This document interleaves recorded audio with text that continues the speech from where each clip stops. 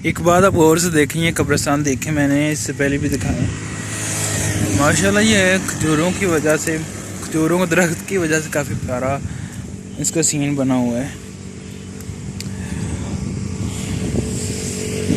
देख सकते हैं। तो अब आपको मैं जो अपने चुंडा का ना वो भी दिखाऊंगा। आप लोग को डिसाइड करना है कि कब्रिस्तान ऐसा होना चाहिए या जैसा मेरे वाला है, या जिस तरह का भी होना चाहिए। सबलपुर के पास है, ये देखिए कितने बाहर सब्ज़ा है। इतना जूम करके दिखाता हूँ, देखिए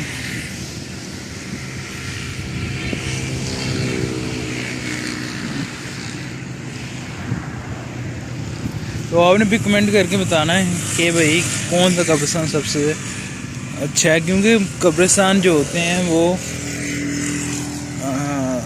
हमारी वो आखिरी आराम का होते हैं कि जहाँ पे हमने मर के जाना है।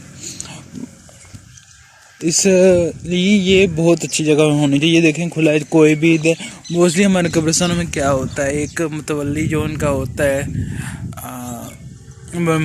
कोई कब्रिस्तान में एक मज़ार होता है, उससे मुतवल्ली होता है। मुतवल्ली भी कैसा, जो जिसने मोस्टली भंग पीनी होती है, ये वो करना होता है, और उसी ने कब्रिस्तान में बनानी होती हैं। एक तो वो बना लेते हैं भांग के, वो सरदाई से कहते हैं, वो बना के खुद भी पीनी है, साथ में 2 चार चाहिए उनको पिलानी है। हमारा ऐसा, लेकिन ऐसा नहीं है।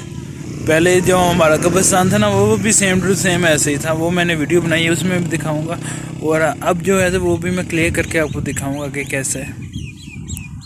तो आपने कमेंट करके लाजमी बताना है, और वीडियो को लाइक कर दिया करें भाई।